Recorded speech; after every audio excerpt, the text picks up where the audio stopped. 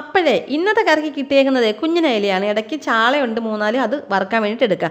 അപ്പോൾ മീനൊക്കെ ഞാനിവിടെ വെട്ടി കഴുകി എടുത്തിട്ടുണ്ട്. തേങ്ങ അരച്ചാണ് കേട്ടോ വെക്കുന്നത്. അപ്പോൾ തേങ്ങയും ചുമന്നുള്ളിയും മഞ്ഞൾപ്പൊടി, മുളക് പൊടി, മല്ലിപ്പൊടിയൊക്കെ ആവശ്യത്തിനെടുത്ത് നന്നായിട്ടങ്ങ് അരച്ചെടുക്കാം.